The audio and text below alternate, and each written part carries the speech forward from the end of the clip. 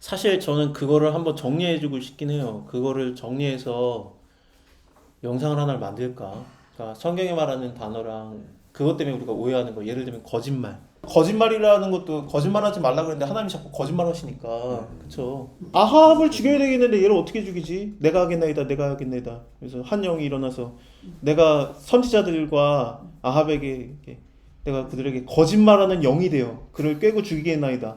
그래, 네가 그를 꿰겠고 죽이리라, 가라. 그랬더니 그럼 하나님이 거짓말을 시킨 거잖아. 사무엘이 내가 지금 기름 부으러 가면은 사울이 알면은 나 죽일걸요? 그러면 너는 이렇게 말해라. 그 동네에 갈 때, 내가 여기 예배 드리러 온 거야 라고 말하라. 예수님이 사단을 거짓의 아버지라고 했는데, 사단이 거짓말했습니까? 먹는 날엔 네가 죽지 않는다. 안 죽었잖아요. 맞아. 틀린 말 아니야. 930년 살았잖아. 맞아.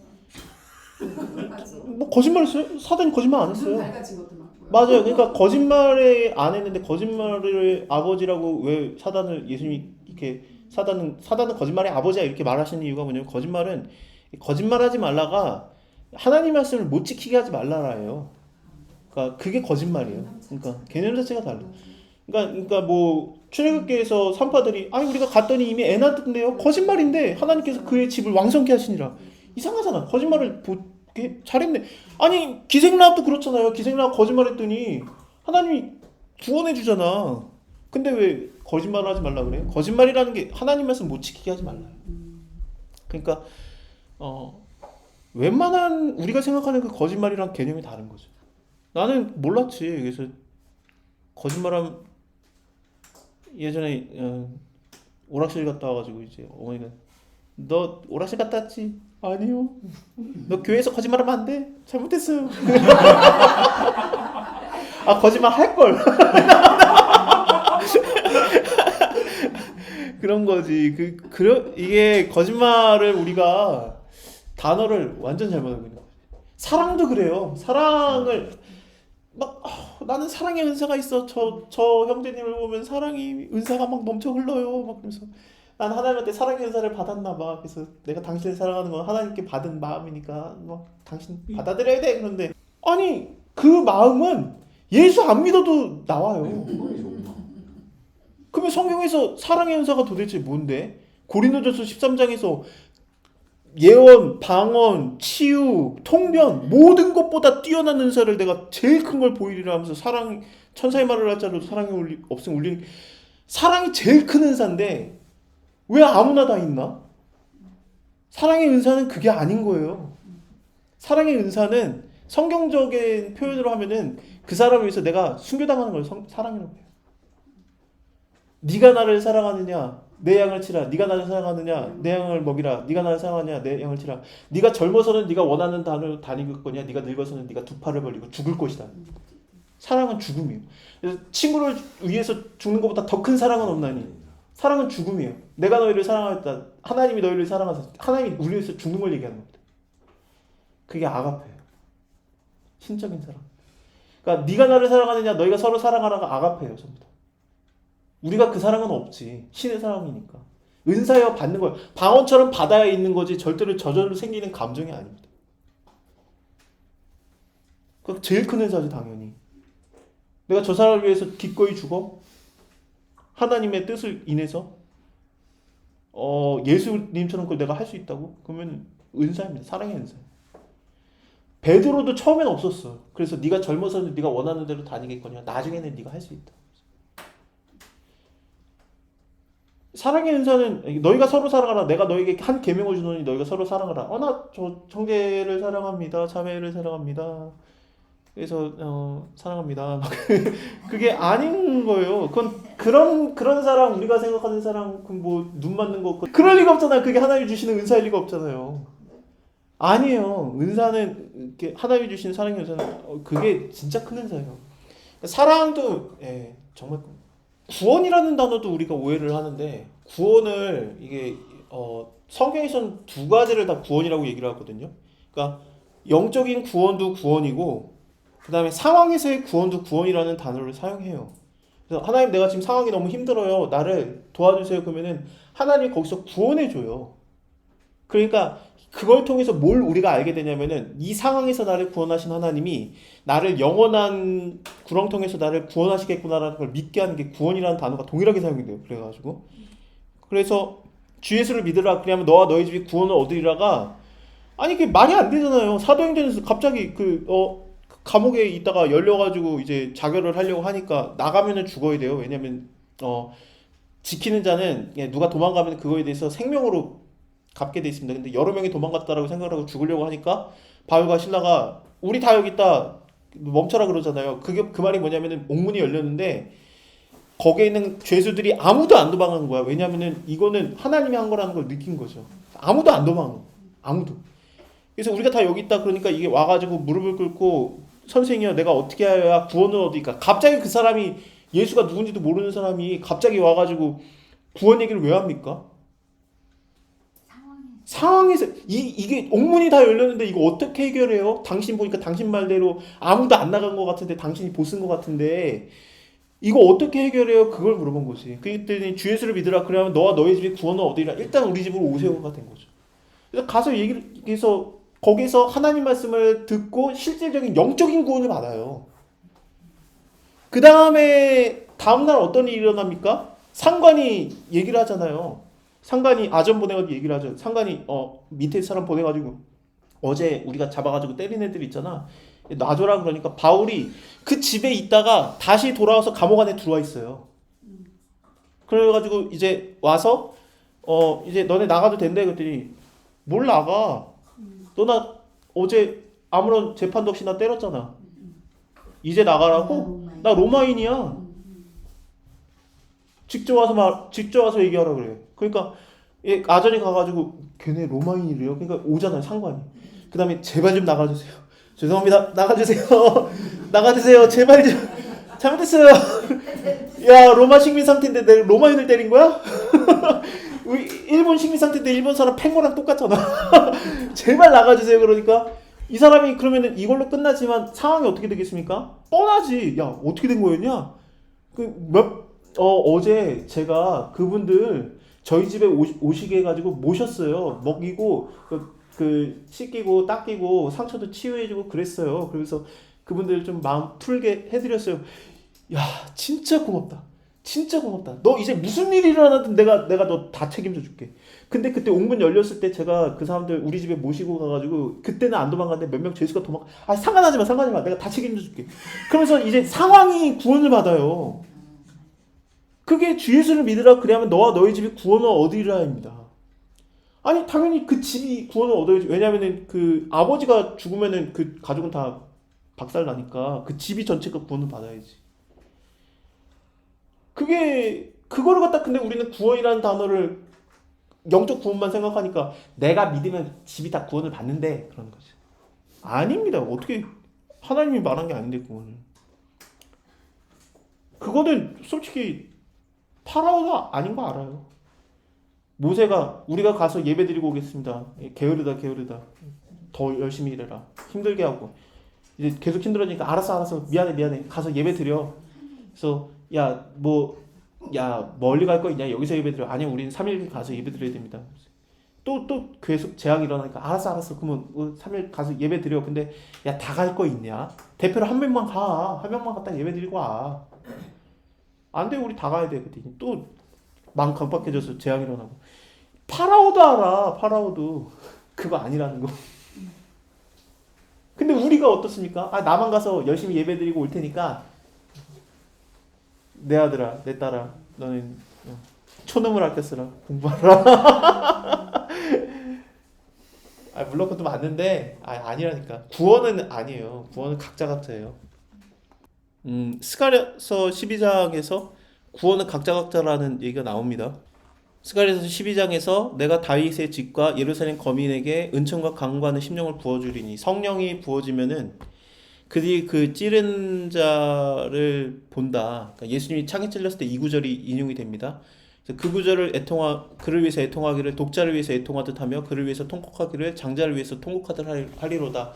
예수님이 독자이며 장자니까, 그러니까 독생자이며 또 장자죠. 그러니까 우리는 양아들들이고, 그러니까 이게 예수님에 대한 예언이 됩니다. 사실상 이거는 구약에서 요시아 왕의 죽음에 대해서 무기토에서 죽은 거에 대한 애통을 얘기하는 건데 어쨌든 이건 예수님의 창이 찔렸을 때 이 구절이 인용이 되니까요. 그날에 예루살렘에 큰 애통이 있으리니 무기토 골짜기 하다드리몬과 같은 애통이 것이다. 이건 요한계시록에서 무기토가 하무기토, 하메기돈이 되면서 이것이 아마겟돈이 됩니다.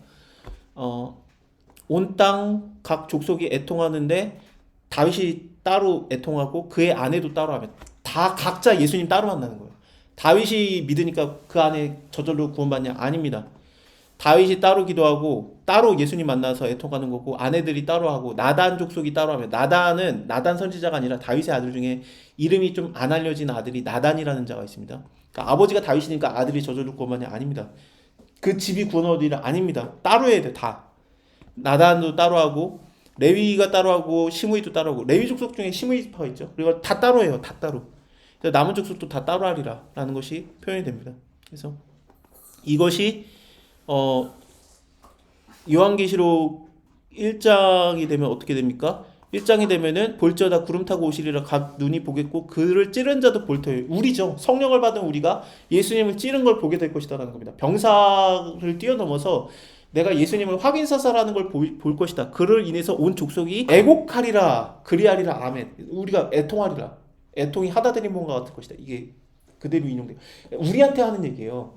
그러니까 여기에서 스가랴서에서 했던 얘기들이 성령을 받으면 우리가 예수 그리스도의 죽음에 대해서 애통하게 될 것이다라는 겁니다. 각자예요, 각자. 구원은 각자입니다. 죄는 하나님 말씀대로 안 한 게 죄예요.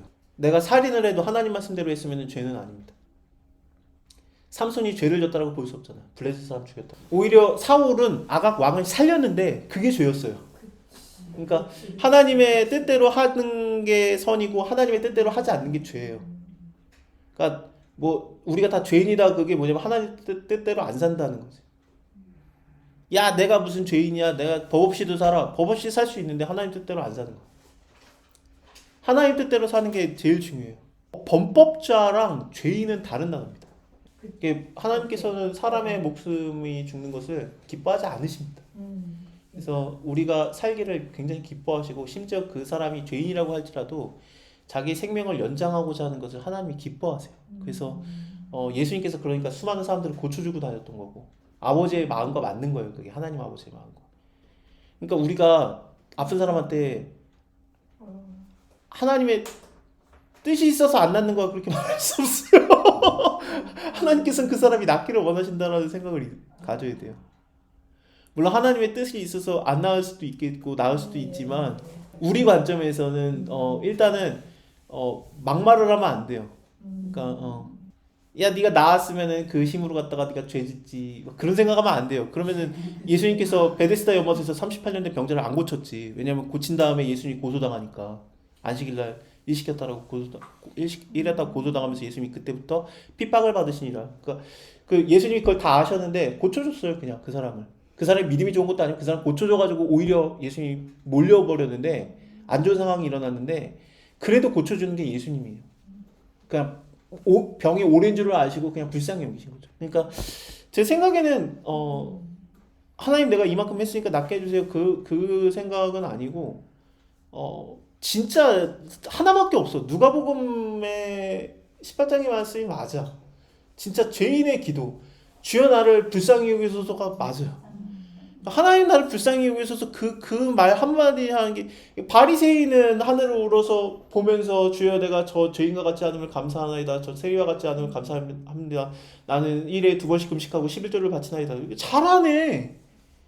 근데 내가 이렇게 했으니까 하나님 나를 도와주세요가 아니라 내가 하나님 몇 년째 믿었네. 뭐 그게 하나님한테 따질 수 있는 그런 권한이 있는 게 아니라 세리처럼 하늘을 감히 우러러보지도 못하고 가슴을 치면서 주여 나를 불쌍히 여기소서 했더니 예수님께서 말하는 게 내가 진실로 말하노니 그가 먼저 의롭다 하심을 받고 집에 갔느니라.